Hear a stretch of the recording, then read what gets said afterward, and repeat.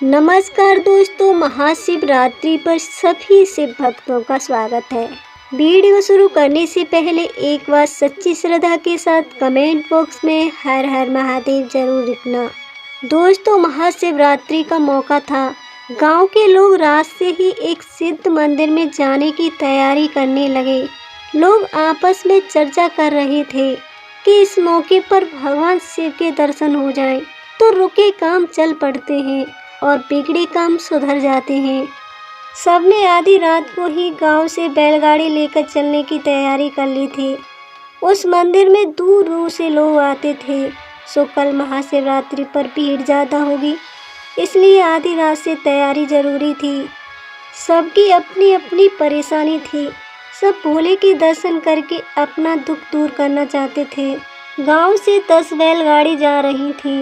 कालू लोहार भी जाना चाहता था, लेकिन किसी बैलगाड़ी पर उसे जगह नहीं मिली। लेकिन उसने ठान लिया कि कुछ भी हो, भगवान शिव के दर्शन तो करने ही हैं। हालांकि उसकी कोई मन्नत नहीं थी, लेकिन वह भगवान के दर्शन से अपना जन्म सफल करना चाहता था। सो पैदल ही चल पड़ा। रबड़ का रास्ता जितना चलता उतनी दूरी बढ़ती। आधी रात से ही कालू चल रहा था। सुबह हो चली थी। रात में तो पता ही नहीं चला, लेकिन जैसे जैसे धूप तेज होती उसकी भूख प्यास से थकान दुगनी होती जाती। ऊपर से रास्ता जैसे रबड़ का हो, जितना चलता ऐसा लगता जैसे दूरी और बढ़ जाती। भूख प्यास से व्याकुल कालू के तलवे में छले पड़ गए थे। खून रिश्ते पैरों में मिट्टी चिपक गई थी। पसीने से बेहाल हो गया था। ऐसा लगता जैसे अभी गिर पड़ेगा। दोपहर मंदिर पहुंचा तो देखा भीड़ इतनी कि रात तक दर्शन हो जाए तो बड़ी बात। लोग आते ही जा रहे थे। धक्का मुक्की में बार बार वह लाइन से बाहर हो जाता और उसे फिर से लाइन में लगना पड़ता। एक बार तो भीड़ की धक्का मुक्की ने उसे आधे रास्ते लाइन से बाहर धकेल लिया। लाइन से बाहर होते ही वह गिर कर बेहोश हो गया। होश आया तो देखा लाइन पीछे और लंबी हो चुकी थी। थकान और प्यास तो थी ही, अब उसकी हिम्मत भी जाती रही। निराश होकर बिना दर्शन मंदिर से लौटना पड़ा। उसने वहीं से लेटे लेटे भगवान को दंडवत दिया और भगवान से क्षमा मांगकर घर की ओर वापस लौट पड़ा। दिन था, सो उसने शॉर्टकट रास्ता पकड़ लिया। वह रास्ता जंगल और खेतों से होते हुए जा रहा था। जंगल खत्म होने के बाद वहां से खेत शुरू होते थे।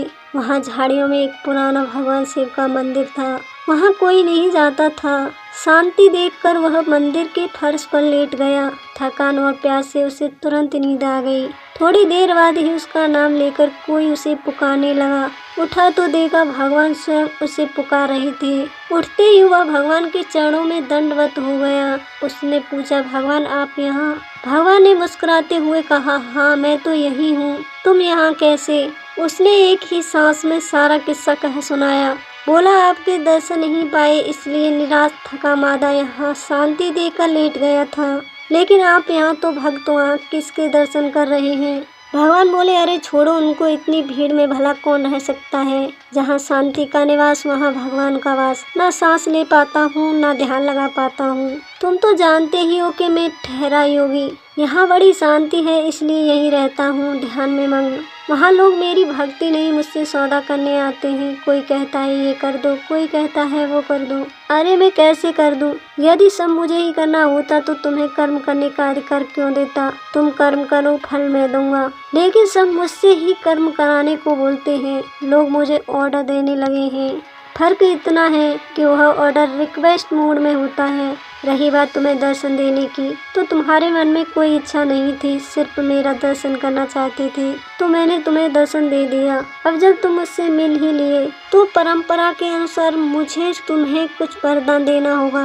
मांगो, क्या चाहते हो? कालू बोला, भगवान मुझे कुछ नहीं चाहिए, बस आपके दर्शन चाहिए था, मिल गया। मेरा जीवन कृतार्थ हो गया। मुझे जो चाहिए था वो तो आपने बिना मांगे ही दे दिया। तभी अचानक उसकी नींद खुल गई। देखा तो मंदिर में कहीं कोई नहीं था, बस एक पुराना टूटा फूटा शिवलिंग था। लेकिन उसकी थकान दूर हो चुकी थी। उसके पैरों में घाव भर गए थे। वह अपने तन में एकदम ताजगी महसूस कर रहा था। दोस्तों, अभी के लिए बस इतना ही।